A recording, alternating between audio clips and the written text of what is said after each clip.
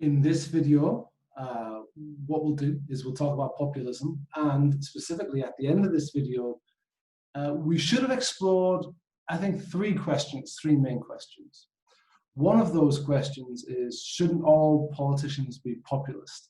One of the things that I noticed from your responses was some criticism for politicians that do go along that route. So I wanted to explore that criticism a little bit. The second question that we should have more answers for, does populism have to be against globalization? This was one of the main questions that I asked you to answer, and so I'd like to revisit that a little bit, re-emphasize this in the end of the module. And then finally, the last one I've got is to try and combine the last two modules and ask the question, is neoliberalism popular? Could there be a populist neoliberal party? Okay, or group. So first question then that we should deal with is, shouldn't all politicians be populist? And I want to put this question to you.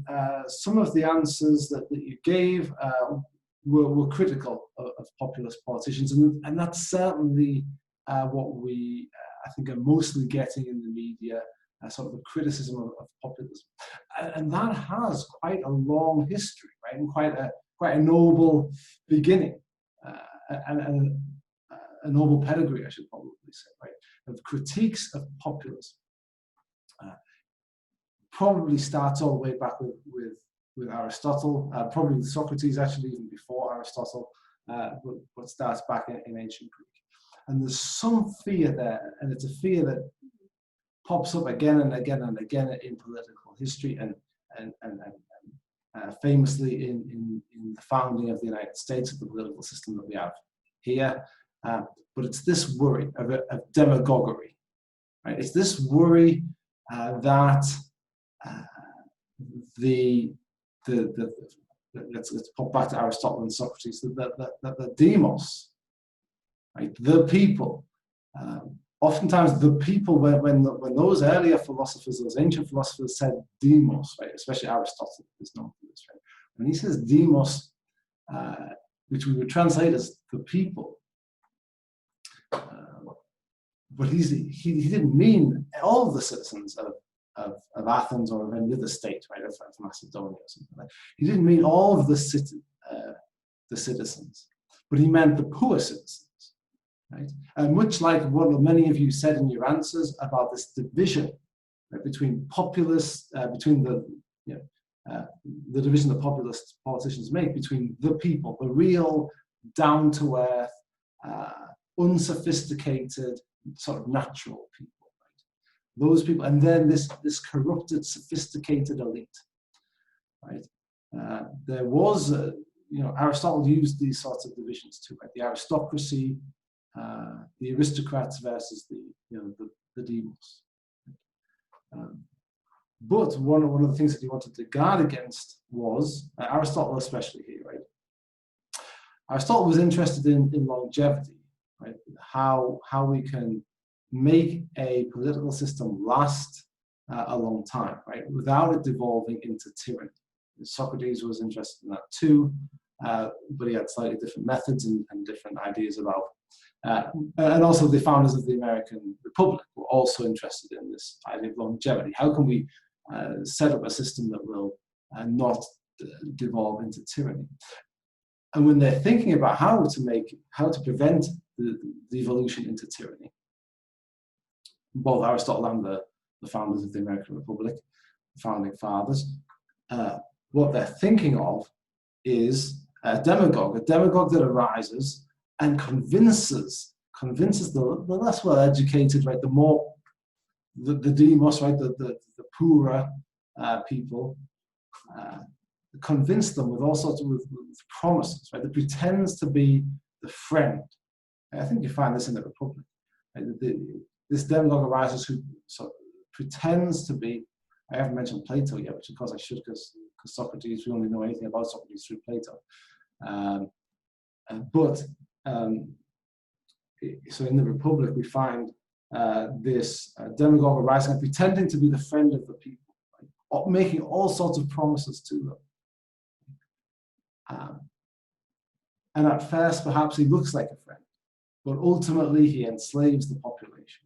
Right? He enslaves the population, becomes a tyrant, wastes all the money of the state, right, by giving all sorts of handouts to people, and then ultimately he, in the Republic, right, he becomes a slave to all of his needs and desires, and in fulfilling those needs and desires, he enslaves the whole population, the whole city.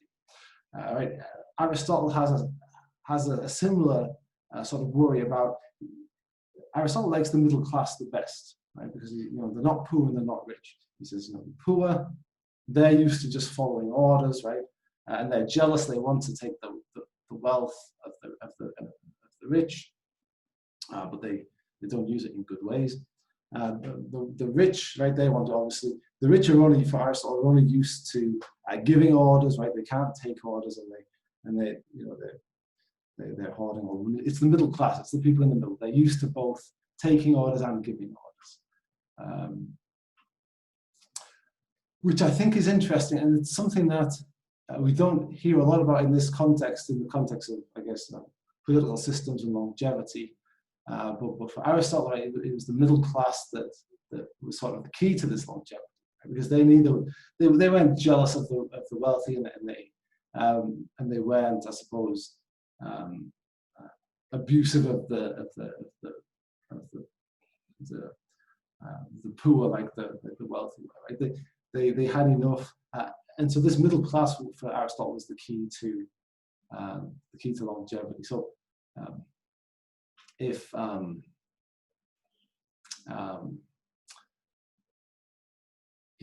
we think that the middle class has been shrunk, which you hear a lot these days, where the middle class has been shrunk, then that might be some sort of an explanation about a turn to populism, right, in the United States and in other countries, perhaps.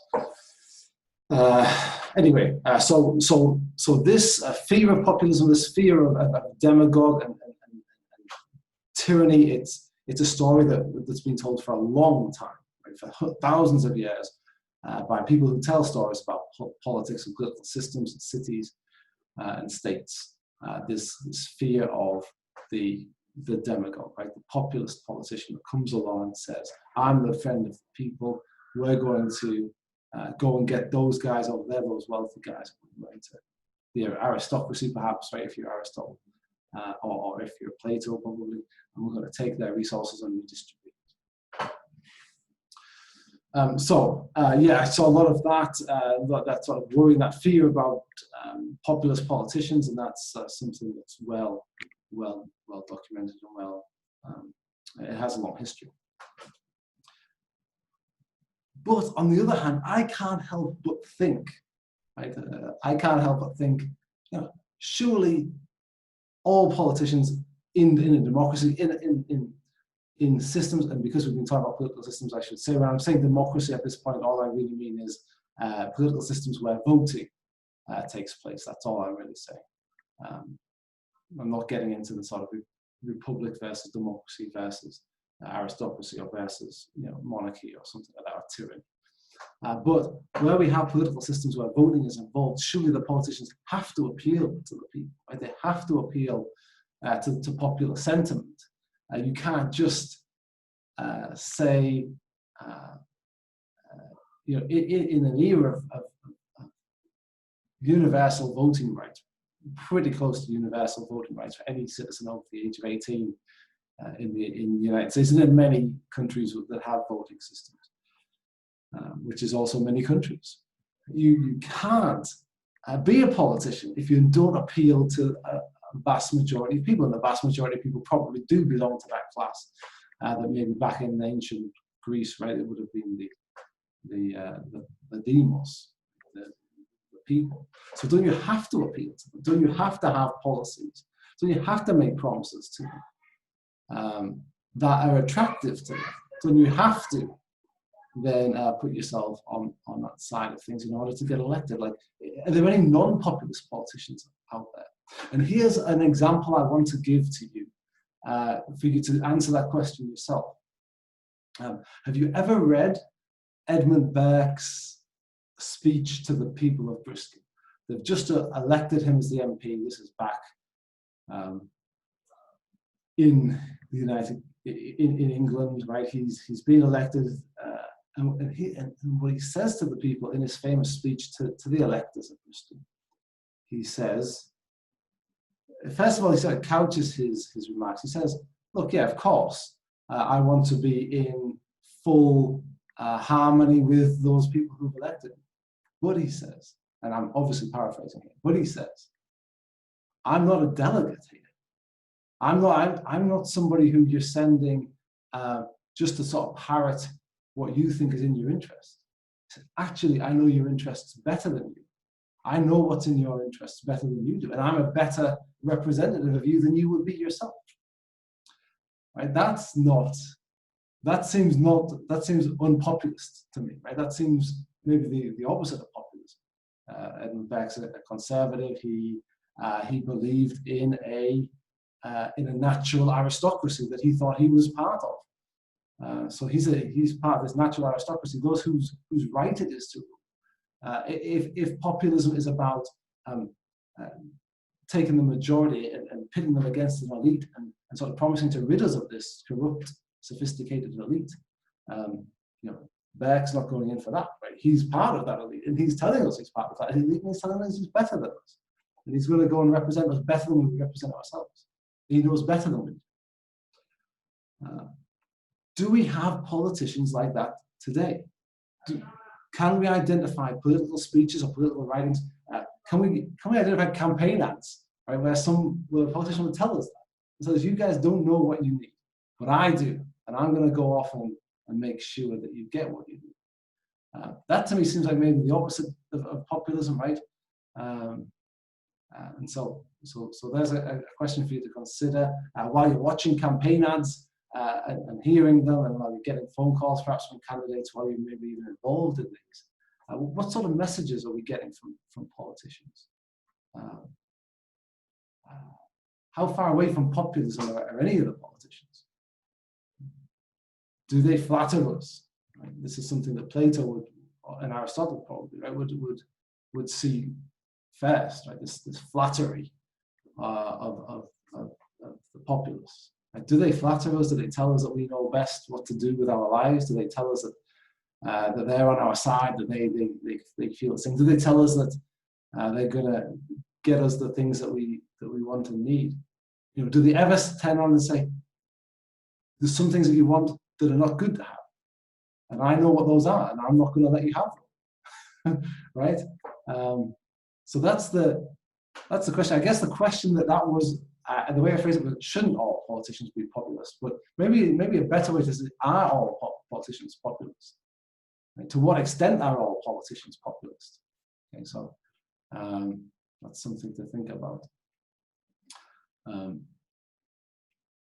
Does populism, is the second question that I promised you, was does populism have to be against globalization?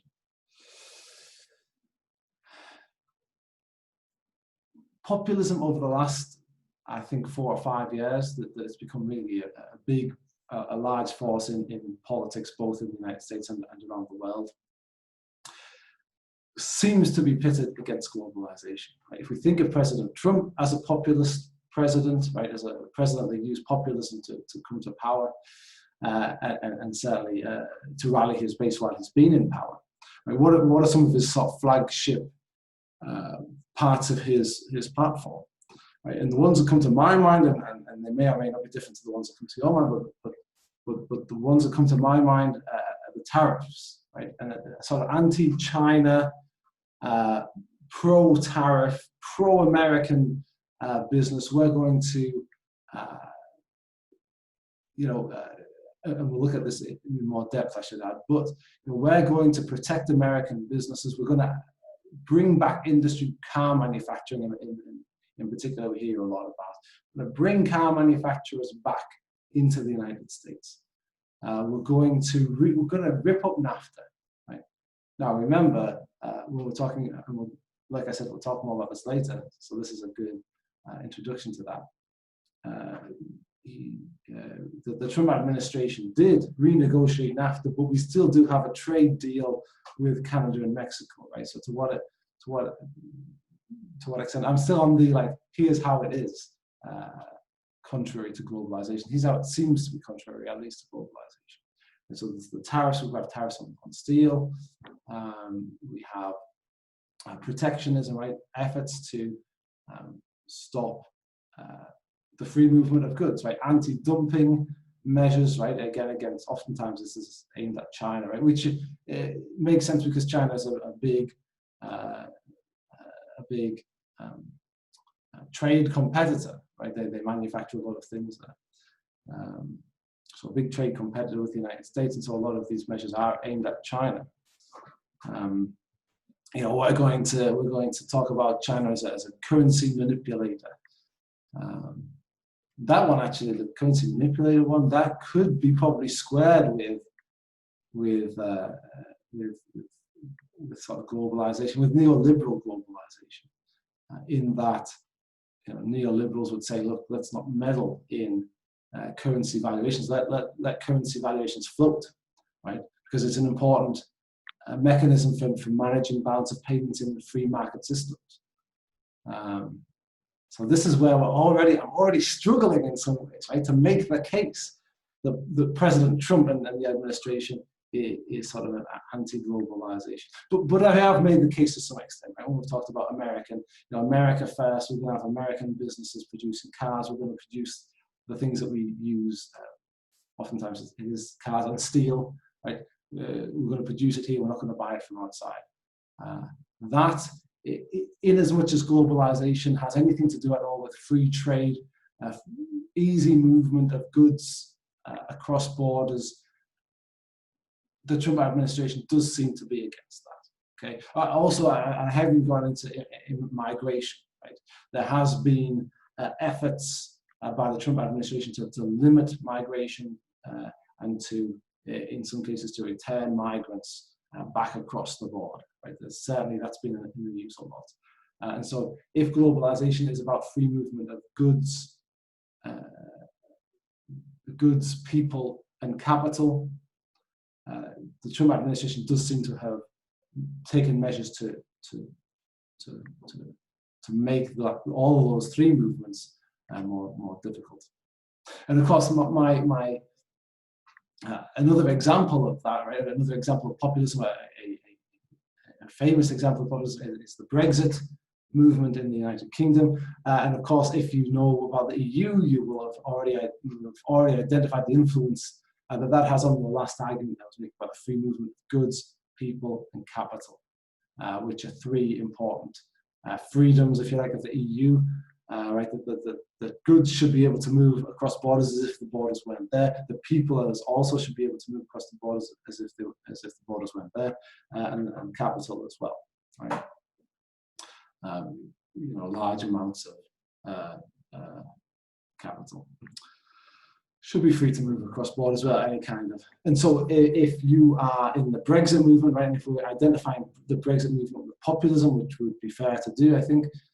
Then we would say, look, they're also anti-globalist in that they're trying to prevent people, goods, and services, and capital, I didn't mention services yet, across the borders of the European Union, right? So that seems to be against globalization. Okay, so I already got into a little bit of trouble with the Trump administration example because I started to think of areas where they might be sort of in harmony with globalization. The renegotiated NAFTA, what's it called now? Which one's first? The US, it's like, I can't remember which country's first, but just the names of the three countries, right? The Canada, Mexico, US deal. That was signed, right? And there were some changes, right, to the way that we trade with Canada and Mexico, but ultimately we have a free trade deal with Canada and Mexico now in the way that we did with NAFTA. It's just that the terms are slightly different. Of course, we are still trading with China in big ways, even with the tariffs. Some of the things, if we're looking at the Trump administration, in terms of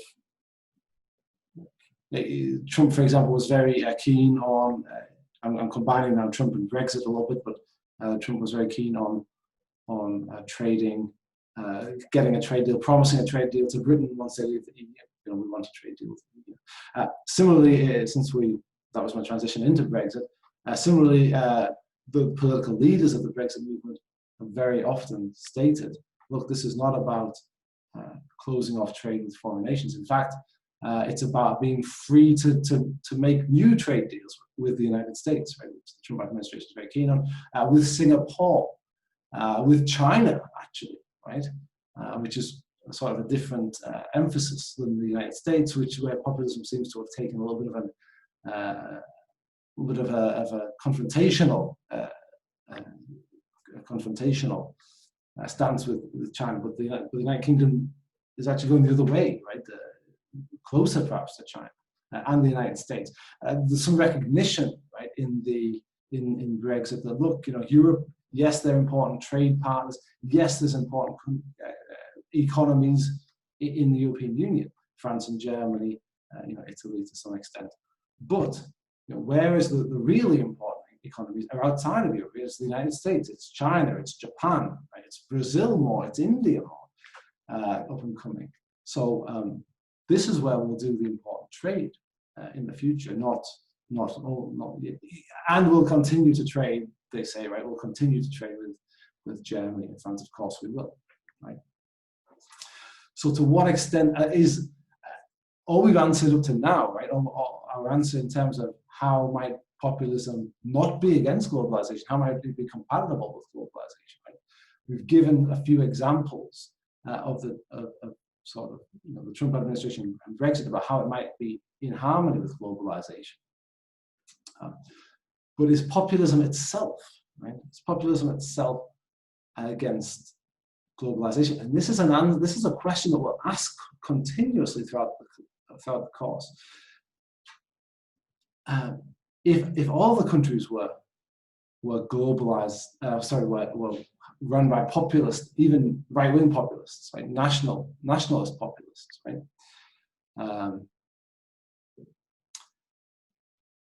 Is that a form of globalization? Is that still globalization, right? We have these ideas that are spreading around the world.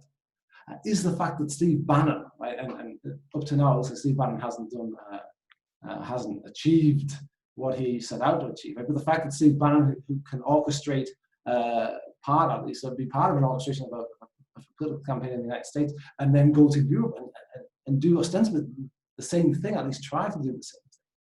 Does the fact that he can do that, right? Does the fact that he's trying to do that suggest that there is some sort of a globalized populist movement, right?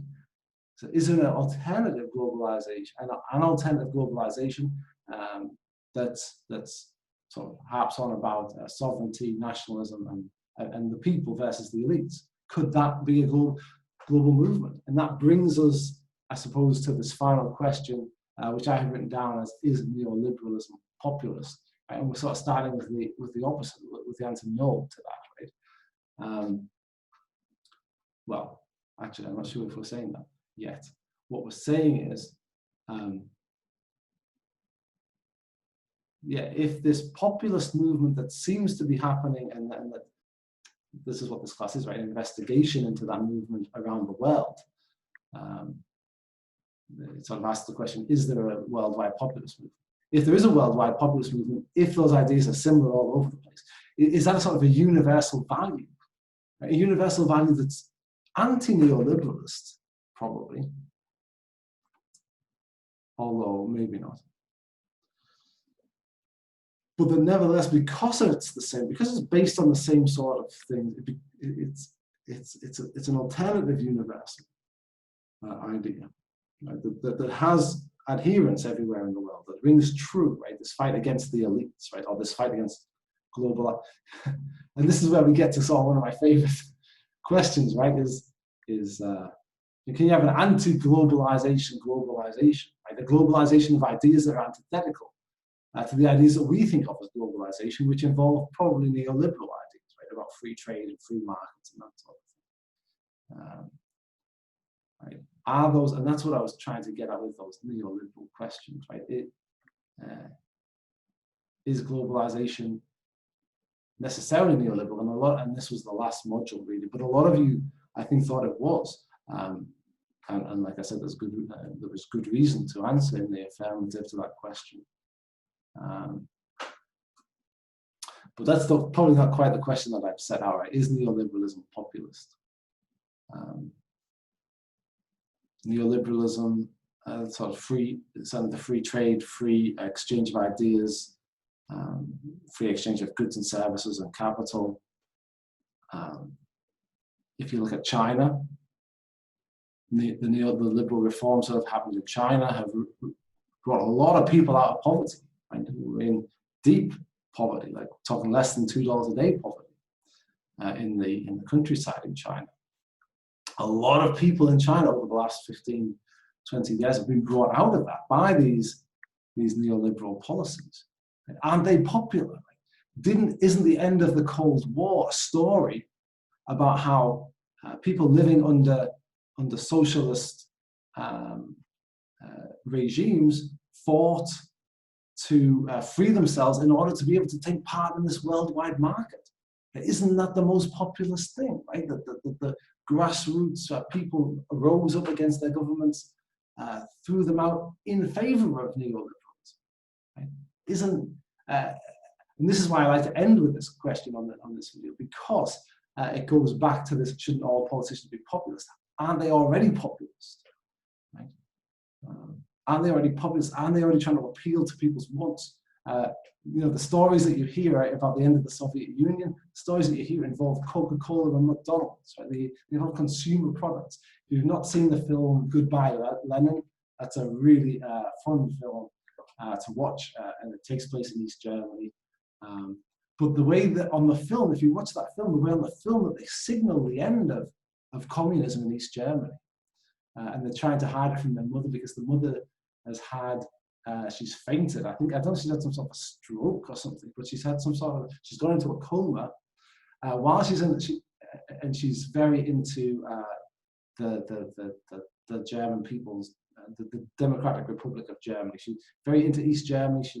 She's very excited about communism, and she's part of teaching young people Marxism, that sort of thing. And she sees her son at the Berlin Wall protesting against the government, and the shock of seeing her son going against her ideals, it makes her collapse, and she goes into a coma. While she's in the coma, the Berlin Wall comes down, communism in Germany it ends, and but the way that they show that on the film, the thing that they're trying to hide from her, the thing, because when she comes back, the doctor said, look, just avoid any kind of shock or anything like that. She's going to be okay, but you've got to keep her away from any surprises or any kind of any shock. And so they have her, she's in the bed at home, right? And they're trying to pretend that communism is still going on, right? And the things that prevent them from doing that is, there's a billboard now outside of the window that you can see from her window with Coca-Cola written on it, right?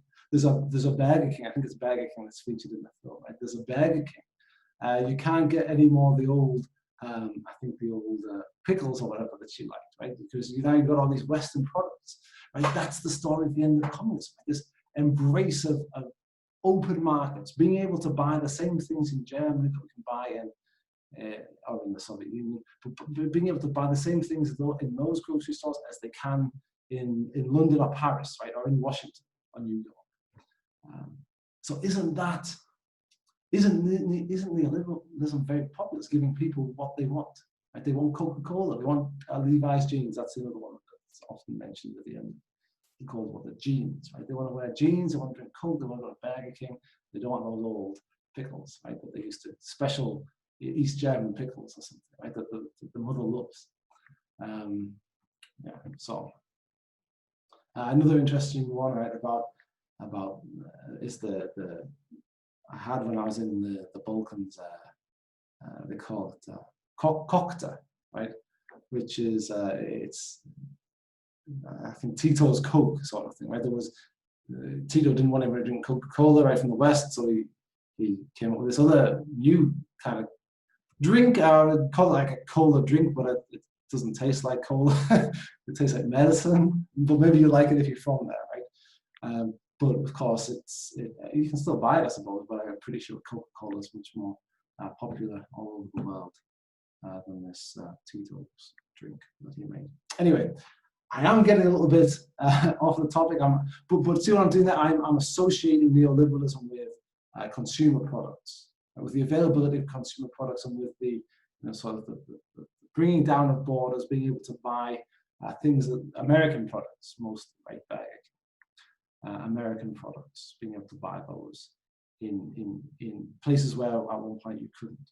Isn't that globalization? And isn't that popular? Right? Isn't that populist? Isn't that about, hey, we're not going to take your elite high culture your drink. We want the American drink everybody else is drinking, that normal people drink. So anyway, is neoliberalism populist? That's the end of the question. That's the one I didn't answer very well. Your work has been really good on the whole. I've seen one or two now where the standards slipped, one or two students, but only really one or two. And those of you who have slipped, it's just jump back on the horse, right? Do the thing that you did the first week, because that was excellent. Most of the work is excellent. We're pretty much at this point halfway through the course now, so we're not too long to go now. Carry on doing what you're doing. It's been great grading that. It's been great seeing your reaction to the readings that we're doing, and I enjoy that. I enjoy doing these videos.